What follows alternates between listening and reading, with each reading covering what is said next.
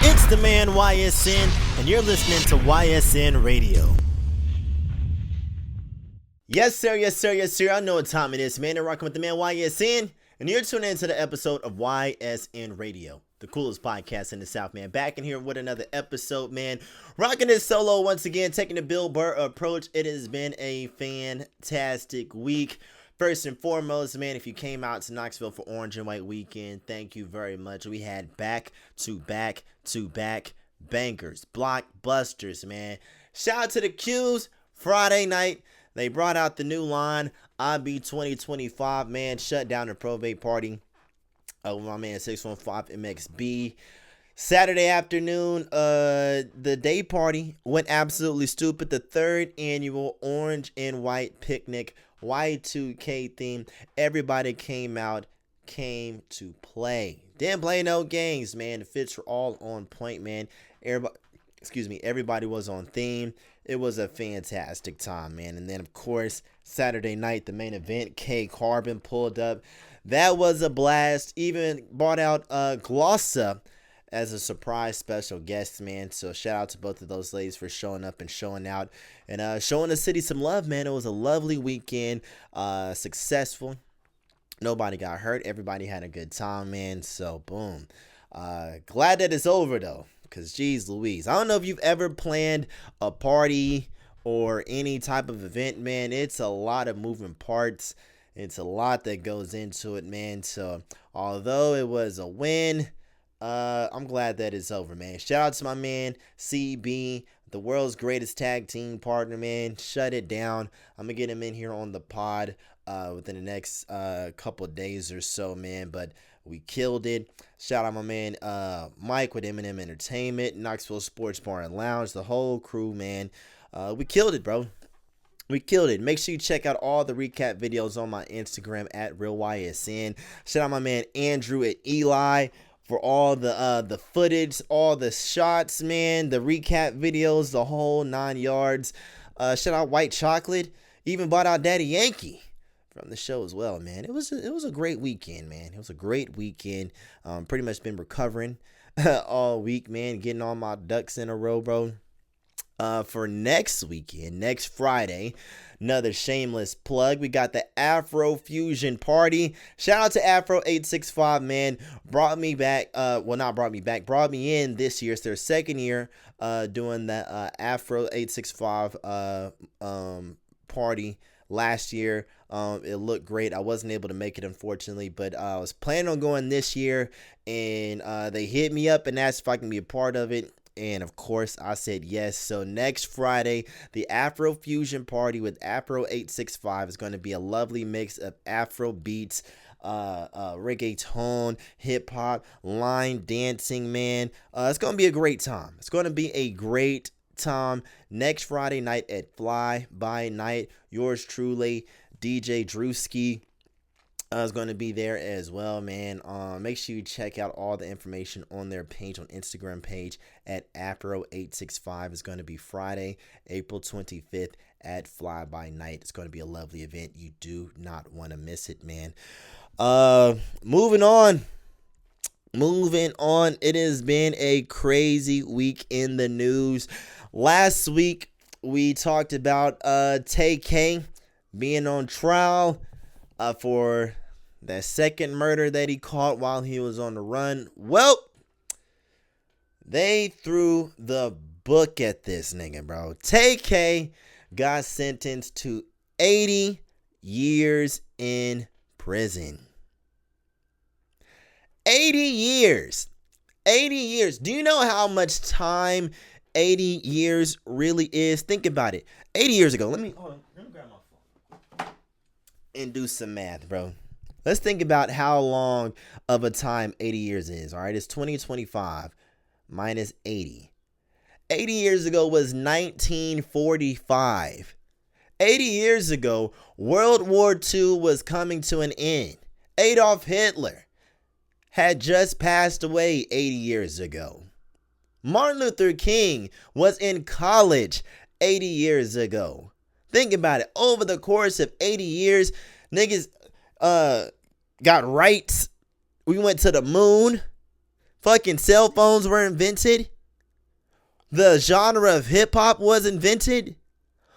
People's whole entire lives started and ended in the course of the last 80 years, bro. And they gave this 80-year sentence to Tay K.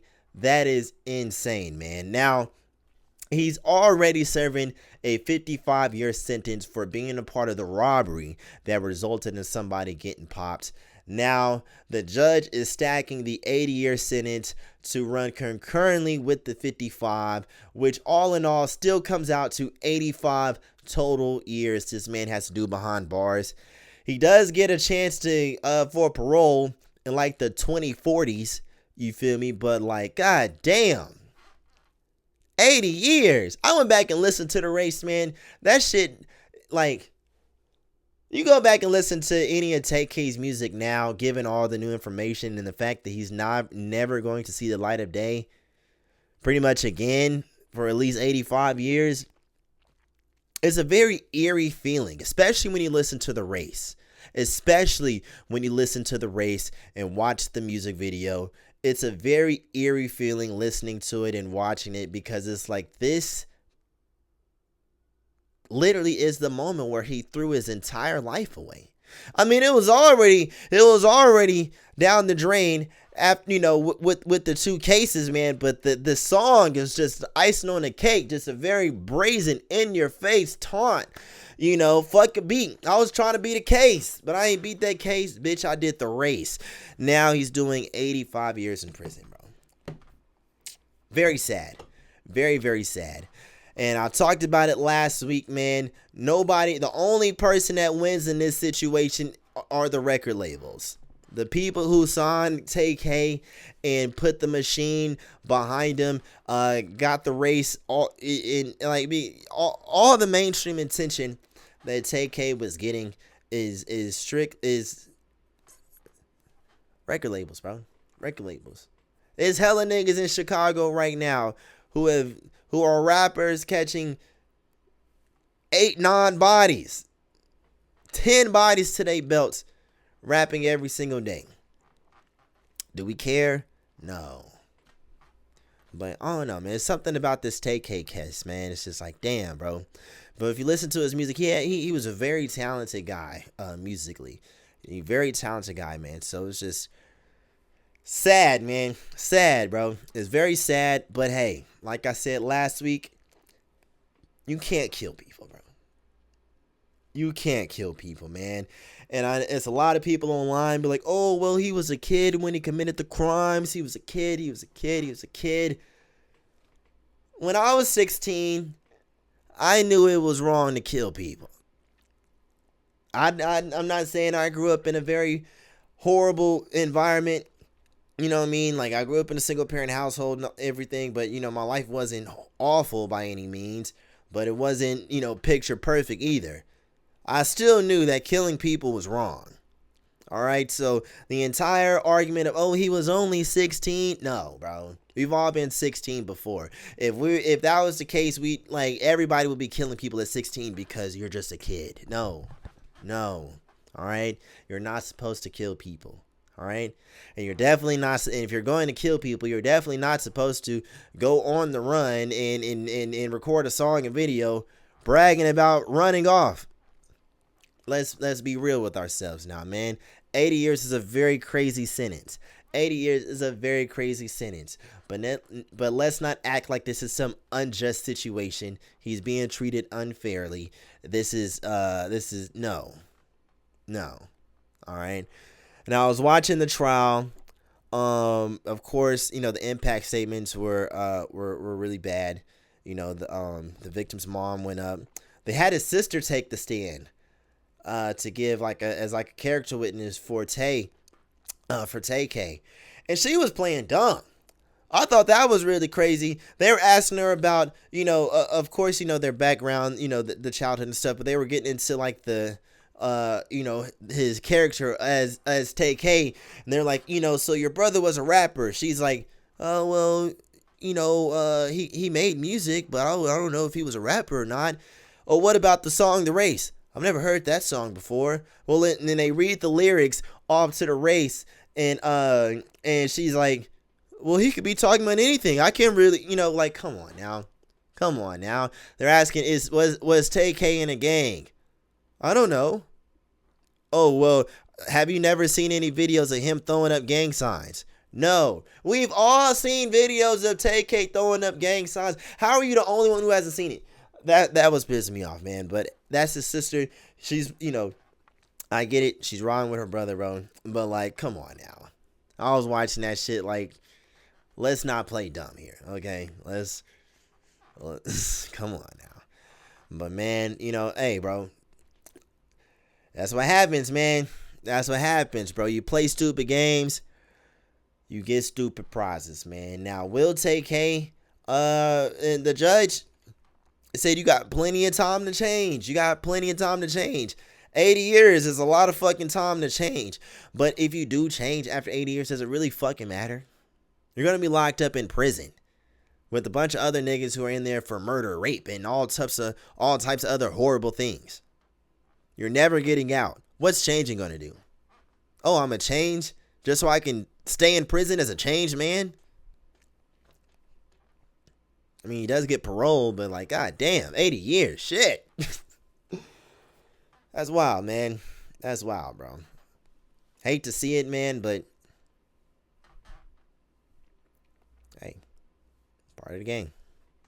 Part of the game. Speaking of the game, Orange and White weekend was this past weekend, bro. As we've discussed, was successful for me and CB, but it was not successful for one person in particular, and that is Mr. Nico Iamaleava. Oh my gosh. Nico Iamaleava has fucked up tremendously, and I do mean tremendously. If you're not familiar with Nico Iamaleava, he was the brand new quarterback for the Tennessee Volunteers, one of the highest rated prospect in 2022. Came in as a 5-star QB. We signed him to an $8 million NIL deal. He came in last season red hot. I mean, belt to ass. Belt to motherfucking ass. Until it got time to face some SEC teams. Of course, when we're playing bullshit schools like Chattanooga and motherfucking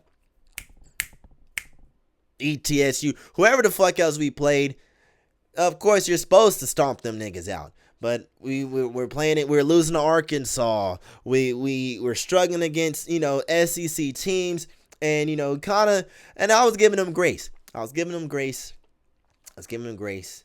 It was his first year, man. But I'm getting ahead of myself. Either way, 5-star recruit, went to the playoffs. Fast forward this past weekend. Rumors break out. Nico skipped out on practice and was holding out for more NIL money, demanding $4 million a year in NIL. Skipped practice on Friday. Saturday morning, kicked off the team. I think that's absolutely crazy. This nigga skipped practice on Friday and was kicked off the team by Saturday morning. They were not playing with this nigga, bro. Demanding $4 million. Mind you, he was already signed, getting $8 million throughout his college career. That's $2 million a year he was getting. $2 million a year, and he was demanding $4 million. Coach Hypo told him, kick rocks. What the fuck is your problem? All right. Now, over the last week, the internet was in the fucking hailstorm talking about this situation, man. Where is Nico going to go? Who's going to pick him up? His stock was tanking before our eyes. People were saying he was going to go to Tulane. Tulane dropped out. People saying he was going to go to UNC. UNC dropped out. All these coaches were speaking publicly against how fucked up, boneheaded a decision that was. You're holding out for more money, skipping out on practice. Who the fuck do you think you are? The coach from Miami said, if you're going to play holdout, you might as well play get out. Coach Prime, Deion Sanders even spoke out against it. And ultimately, just yesterday, it was announced he signed to UCLA. UCLA for $1.5 million. Significantly less from what he was asking. That's less than what he was getting here. And if you add in the tax rate for California, that's less than $1 million that he's going to get at the end of it. Now, that being said, everyone is calling him all types of traitors, a bitch, all these things, man, saying he wanted more money for no reason. He did not put on the performance to warrant a pay raise. All right, now, representatives close to the family of Nico came out and say it was not about the money. It was about the offense. They wanted a better O-line and better receivers. That being said, I'm like thinking back, I was a very big Nico supporter. I thought he was the future of the program. Granted, yes, did he have some very questionable passes? Absolutely. Did he shit the bed at the end of the Arkansas game? Absolutely. But I chalked it up. He's a freshman. It's his first year. He's got 3 years to develop and get better and take us to where we need to go. But I'm a very optimistic guy. Very much glass half full. Now, looking at his stats. Freshman year, his stats of this past season. 2,616 passing yards. 19 touchdowns and 5 interceptions. He was ranked number 36 in the QB in the nation as far as quarterbacks last season. And in the playoff game against Ohio, he only threw for 104 yards. Mind you, speaking of that playoff game, they came out and said he was threatening to sit out of the playoff game. All this is coming out. All this is coming out, man, has made me think, man, like, look, bro, there's no problem with wanting a raise. Everyone has wanted a raise at some point in our time, in our careers. You feel me? But if you're going to ask for a raise, you need to have something to back you up. You can't just ask for a raise cold turkey knowing that you just played like shit. Yes, you got us to the playoffs, but let's look at the fine details, all right? You were handing the ball off all season. Coach Heupel, you're talking about the offense. Coach Heupel likes deep ball passes. There's a whole 5-minute reel of you pissing down deep ball passes. I was at the Bama game. I seen it with my own eyes.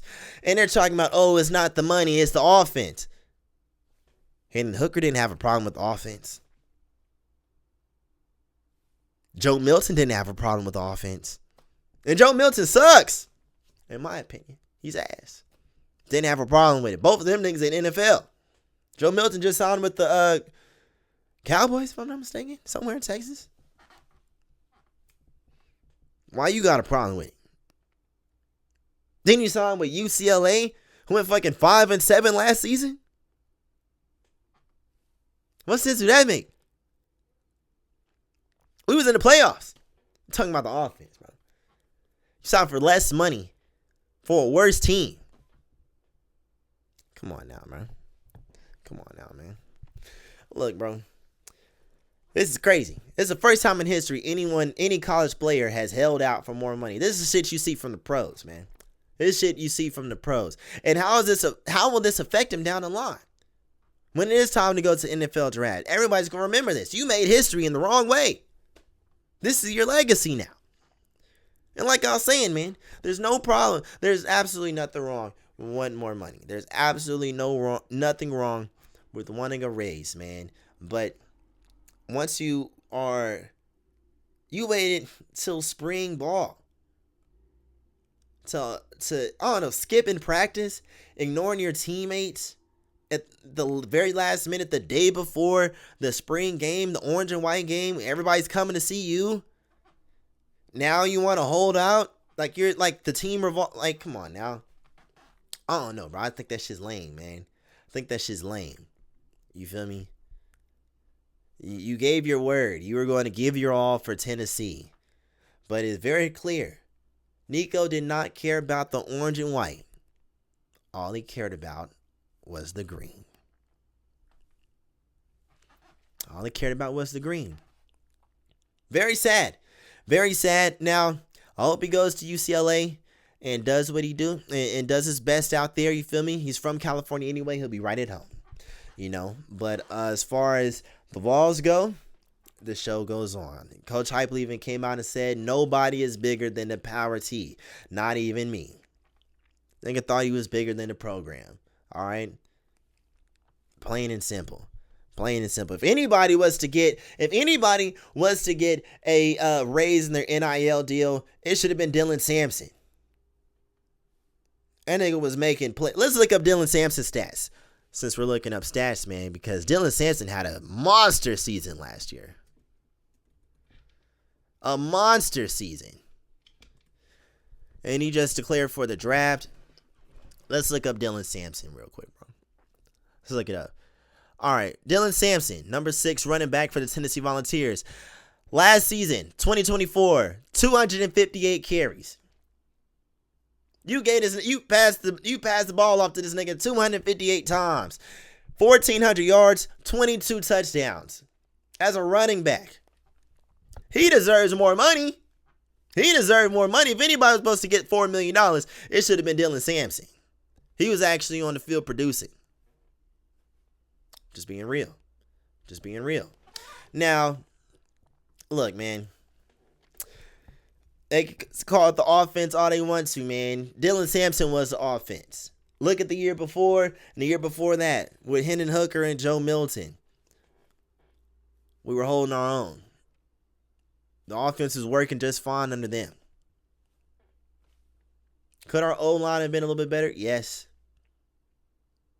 Some of those balls that the receivers couldn't catch, personally, I think some of those balls they would have just reached out and made a play, would have been fine. But after looking at the highlight, I was looking through orange-colored glasses. After looking at the tapes that people have been putting out, I was too optimistic for my own good. All right, yeah, but yeah, bro. I just think he went about it the wrong way, man. I think he went about it the wrong way. He showed he was a very selfish, very self-oriented, not team-oriented. He said, fuck the team. It's all about me. Football is a team sport. Football is a team sport. And he showed that he never cared about the team, especially you're threatening to sit out of a playoff game. A playoff game? Because you want more money? What are we talking about? It's the fucking playoffs. You rather get paid more than win a championship? What? This is college football. I get it. NIL, nigga, you're making $2 million a year. Niggas will never see $22 million in their life. Or not 22. Niggas never seen $2 million in their life. Niggas never seen $2 million in their life. Now they want 4. After one season. The fuck is we talking about, bro? The fuck is we talking about? How many 19-year-olds you know making $2 million a year? Niggas is greedy. Niggas got greedy, bro. Niggas got greedy. Fucked around and found out. Good riddance. Good riddance, man. And as always, go Vols, baby. Go Vols, baby. We'll find somebody else. It'll be all right. We'll be all right, man. Moving on. Wallo is in some hot water this week, man. If you're not familiar with Wallo for $1 million worth of game. Got exposed the other day. I don't want to call it exposed, but video came out the other day of Wallo talking about black businesses and how they need to do better. He said he's not into supporting black businesses solely because they're black. But hold on. Said he's not into supporting black businesses solely because it's black owned if the product is bad. Now, I get what he's saying. He was talking about how A lot of businesses be like, oh, I'm black owned, you gotta support me, I'm black owned, but the products be trash, the service is bad, everything about the experience is poor, but they expect you to support them because they're black owned. And he was talking about how he's not going to feed into that and get finesse just because it's a black owned business. Now, people are coming out talking out bashing him for his opinions, for his statements, saying he's been tap dancing for years and how he's been getting over on black people and how his statements were anti-black and all this, that, and the third. And I'm just going to go out and say it. I agree with him. I totally agree with him. Now, that being said, I love supporting black businesses. When anytime I need posters or flyers or anything printed for an event I'm having here in Knoxville, I'm hitting my man Tony up at TNT Printing, a black-owned print shop right here in Knoxville, Tennessee. Well, I'm hungry. I want to get some soul food. I'm hitting up Ola's Southern Cuisine or Jackie's Dream right on the east side. Wednesday nights, Magnolia Cafe, a black-owned business that's popping every Wednesday night. They got great wings and great margaritas over there. Black owned by the bros at that. I love supporting black businesses. Anytime I'm out of town, the first thing I do, I'm getting on TikTok. Black owned restaurants in Dallas or wherever I'm at. And I'm spending good money. I'm tipping well because I love supporting my people. That being said, if I'm going and supporting your business, I don't want to be walking in there and getting treated like I'm a lick. Like I'm inconveniencing you for supporting your businesses. Like, for example, Keith Lee, when he went to expose all them restaurants in Atlanta for having all these crazy policies, you feel me? These restaurants, they open 2 days a week, 3 hours a day. You go in there, the lady behind the counter got an attitude with you as if you personally offended her for being hungry. The fuck? And then, on top of all that, the food be mid, and they want $30 for 2 pieces of chicken. But I gotta support black on, but if I complain, I'm anti-black, and I'm tap dancing, I'm a coon and all this. No.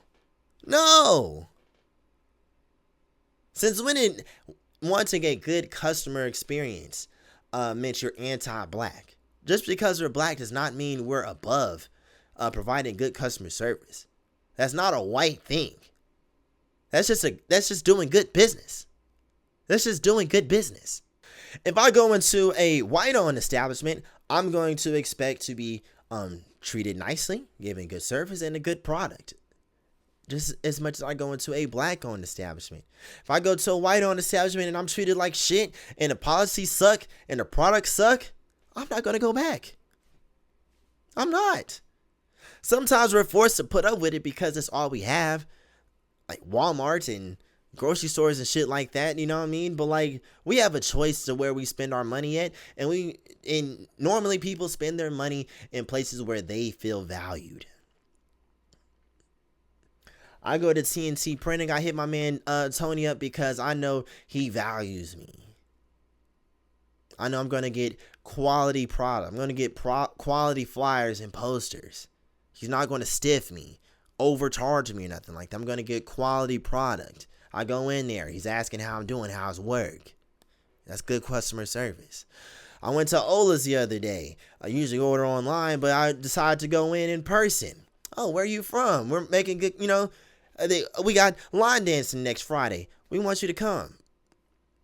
Making you feel welcome. Most white establishments don't even do all that. Yeah, they say, "Oh, thank you very much, my pleasure." Yeah, you know what I mean. But if I'm supporting my people, I want to feel welcome. A lot of times you go into black-owned businesses, they make you seem like you're.